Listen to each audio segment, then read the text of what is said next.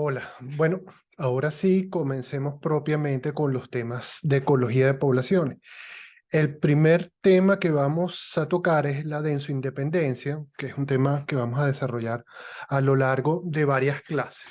Pero primero veamos, porque hemos hablado de los modelos, pero no hemos dicho el tipo de modelos de los cuales vamos a hablar en esta clase. Entonces, en esta materia, el tipo de modelos que vamos a abordar son modelos poblacionales. Y los modelos poblacionales básicamente simulan cómo cambia la densidad de una población en el tiempo. Es decir, la dinámica de la densidad poblacional.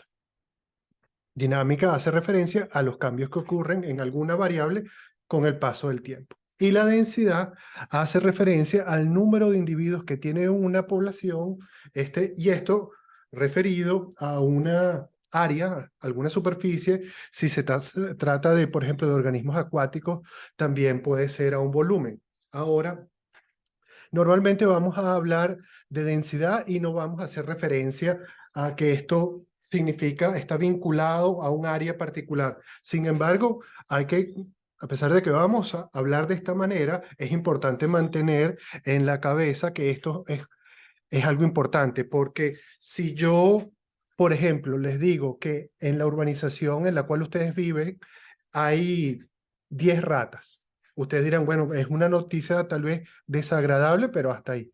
Pero si yo les digo que hay 10 ratas en su cuarto, es otra cosa. Y lo único que ha variado es la área a la cual está referida la densidad de la cual estamos hablando. Entonces, con esto simplemente lo que les quiero decir es que vamos a hablar de densidad, casi nunca vamos a señalar a qué área o volumen se trata, a qué área o volumen está vinculado esa densidad, ese número de individuos, pero siempre subyace, está ahí, ¿no? Bueno, entonces, otra cosa importante que les quiero decir es que si bien esta materia es una materia de ecología de poblaciones y vamos a aprender muchísimo de ecología de poblaciones en esta materia también es un curso de modelaje matemático de sistemas ecológicos. Es decir, cuando ustedes terminen este curso, una de las cosas que ustedes van a haber adquirido es la capacidad de modelar matemáticamente sistemas ecológicos. Y bueno, yo creo que no hace falta que les diga que saber modelar matemáticamente es hoy una de las habilidades más buscadas, ¿no? Y saber modelar matemáticamente sistemas ecológicos es algo que cada vez se necesita más y que es fácil predecir que cada vez se va a necesitar más, dadas las condiciones actuales en las cuales se enfrentan en las cuales se encuentran los diversos ecosistemas. Entonces, para comenzar con esto, vamos a intentar contestar esta pregunta. Y contestando esta pregunta, vamos a construir nuestro primer modelo matemático de una población. Entonces, la pregunta es, ¿de qué depende el número de individuos de una población? O sea, ¿de qué depende? Tenemos una cantidad de individuos, ¿no? Ahorita, y de qué depende de que esta cantidad de individuos cambie, ya sea que aumenta o que disminuya. Entonces, comencemos pensando en qué procesos están detrás de que aumente el número de individuos de una población. Y entonces, lo primero que se nos viene a la cabeza son los nacimientos, y es así. Sin embargo, con los nacimientos tenemos que tomar en cuenta que el número de nacimientos es algo que depende del propio tamaño de la población. Y es algo que no lo vamos a ver hoy, ni siquiera la semana que viene, pero más adelante vamos a retomar porque es una forma como se puede regular el crecimiento de la población. Pero eso es algo que vamos a ver mucho más adelante. Entonces, la primera forma como una población puede aumentar es eso, los nacimientos. Ahora, ¿qué otra cosa puede hacer que el número de individuos aumente en una población? Bueno, que vengan individuos de otra población, o sea, inmigrantes. ¿Y qué cosas pueden hacer que el número de individuos de una población disminuya? Bueno, ciertamente las muertes y también los emigrantes, es decir, individuos de esta población que se van a otras poblaciones. Ahora, esto que tenemos aquí, ¿qué es? Bueno, hemos construido un modelo conceptual. ¿Para qué? Para dar cuenta de cómo qué es lo que hace que la cantidad de individuos de una población cambie en el tiempo, es decir, que nos da las dinámicas de la población. ¿verdad? Entonces ya sabemos que esto es un modelo porque no es más que un conjunto de ideas coherentes interrelacionadas entre sí. Ahora, este modelo conceptual fácilmente nosotros lo podemos traducir en expresiones matemáticas explícitas. En este caso, bastaría con hacer esto.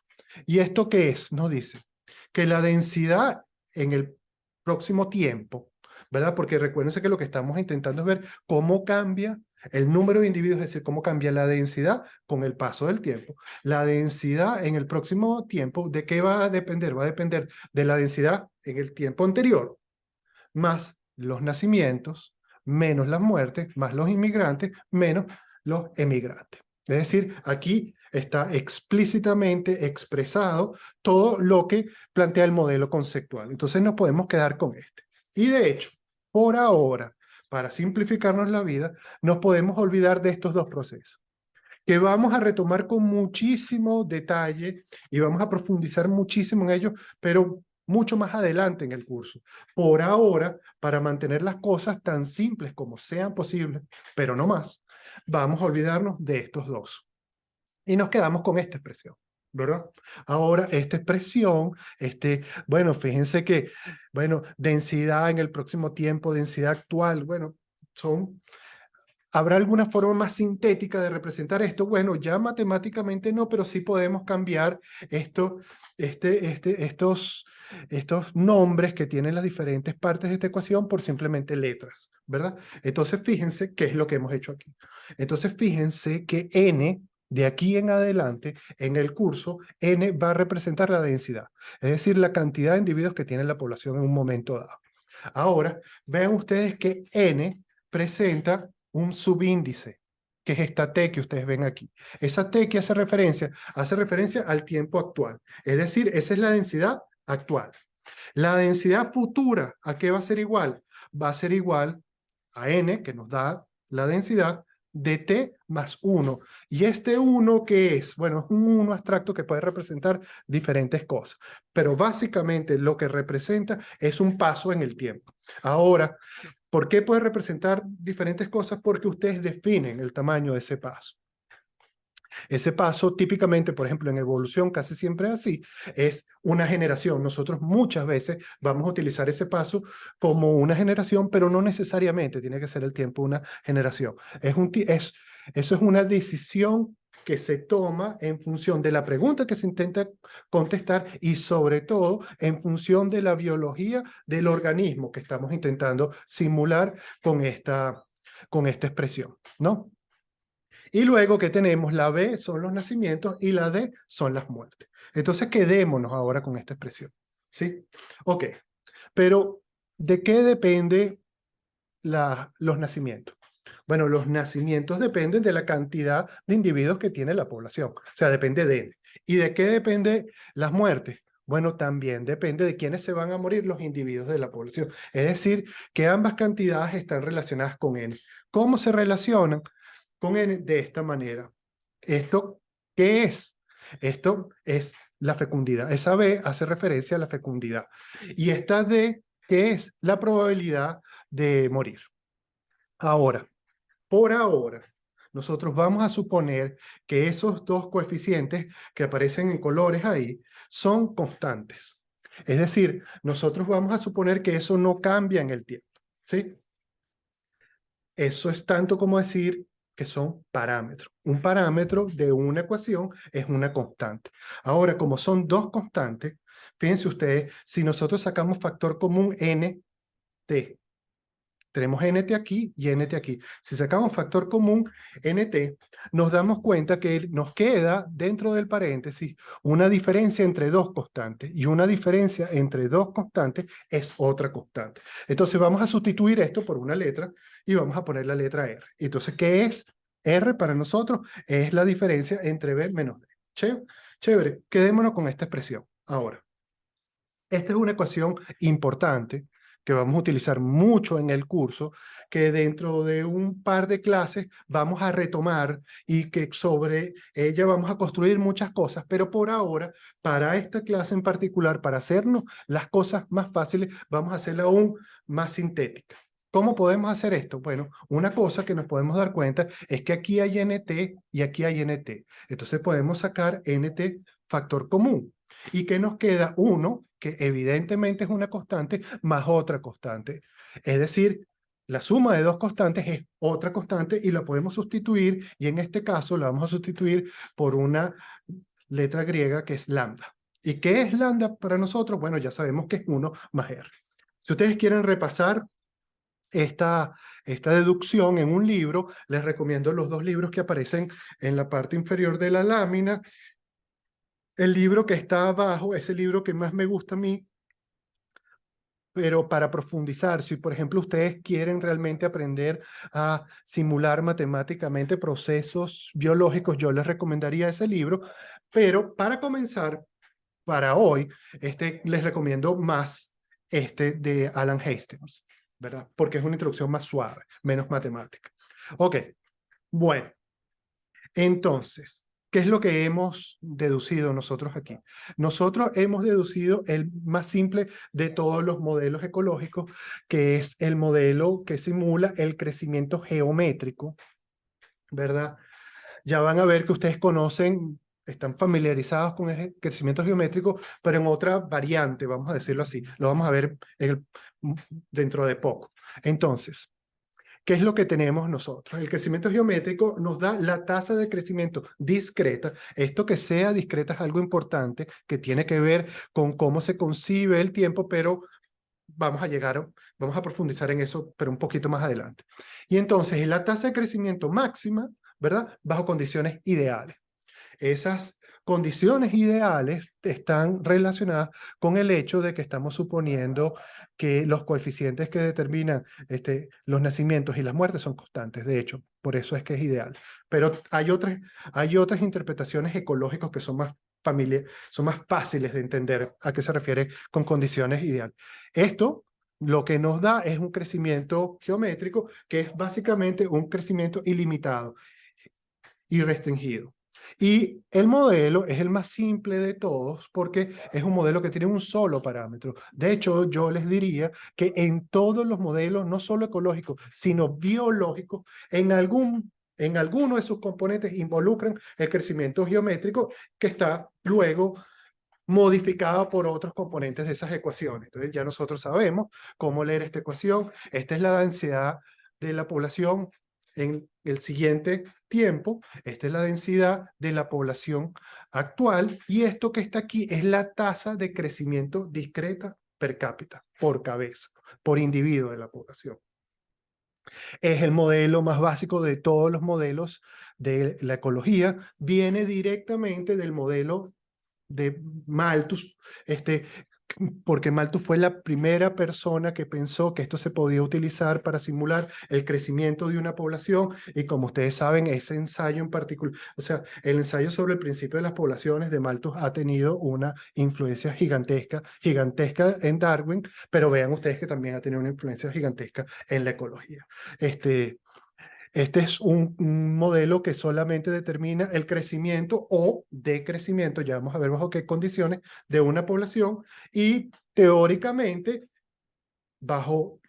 si se cumplen los supuestos de este modelo, una población puede crecer de forma irrestricta, pero eso ya nos dice a nosotros que, bueno, en términos ecológicos, bueno, tiene sentido que nosotros pensemos que una población crezca infinitamente. Entonces, bueno, pero esto es harina de un costal que vamos a nosotros ir evaluando lentamente. Entonces, por ahora veamos cómo funciona. Supongamos que tenemos la siguiente población. Supongamos que tenemos una población que comienza N0, es la cantidad de individuos en el momento en que comenzamos a evaluar esa población, y que para N0 tenía 4 individuos en la población y que su tasa de crecimiento per cápita es 2.5, 2,5. ¿Sí? Ahora, ¿qué tal si nosotros queremos saber cuántos individuos va a tener la población en la siguiente generación? Entonces, el paso en el tiempo, que ahora estamos suponiendo, es el paso de una generación. Entonces, en la siguiente generación nosotros la vamos a llamar N1. ¿Qué cantidad de individuos va a tener la población en N1? Bueno, según la fórmula que acabamos de deducir, la cantidad de individuos en N1 no es más que la cantidad de individuos justo anterior, o sea, en este caso, en la generación anterior multiplicada por lambda. Y esto no es más que 4 por 2,5. Eso nos da 10. Ahora, si queremos saber cuántos individuos va a tener la población la siguiente generación, ¿qué es lo que tenemos que multiplicar? Bueno, el número de individuos en la generación anterior, o sea, N1 por lambda. Y eso nos da N2. Entonces, N1, ¿cuánto es? 10 por lambda, que es 2,5. Si queremos saber qué número de individuos va a tener la población en la siguiente generación, hacemos una operación similar. Y si queremos saber cuántos va a tener en la próxima generación, es decir, en la 4, hacemos esta operación. Si ustedes se dan cuenta, para llegar a la cantidad de individuos en N4, nosotros lo que hemos hecho es que hemos utilizado el valor de lambda 1, 2, 3, 4 veces. Entonces nosotros todas estas operaciones las pudiéramos hacer de una forma más sintética, simplemente multiplicando la cantidad de individuos que tenía inicialmente la población, o sea, N0, que era 4, 4 veces multiplicándola 4 veces por 2,5, es decir, esta operación que está aquí, ¿sí? Entonces, fíjense ustedes que esto que está aquí nos permite generalizar la expresión. Es decir, por generalizar la expresión, lo que quiero hacer referencia es conseguir una expresión matemática que nos permita conseguir el número de individuos para cualquier generación futura. Y entonces, para la generalización de esta expresión es esto que está aquí, ¿verdad? Donde esta T hace referencia a la generación en la cual yo quiero conocer el número de individuos. Esta forma de deducir una expresión matemática se llama inducción matemática. Pero veamos finalmente qué nos da esto para terminar este primer videito. Bueno, esto, ¿verdad? Si nosotros proyectamos esto en el tiempo y lo graficamos, ¿verdad? Lo que obtenemos es esta curva, ¿verdad? Que, bueno, como es un modelo discreto, está representado con un conjunto de puntos, que es la forma correcta de representar un modelo discreto. Pero nosotros, ¿qué es lo que vemos aquí? Cómo cambia el número de individuos que tiene la población con el paso del tiempo. Y lo que vemos es la típica curva de una explosión poblacional, que es el fenómeno ecológico que produce un crecimiento geométrico. Entonces, con esto terminamos el primer video.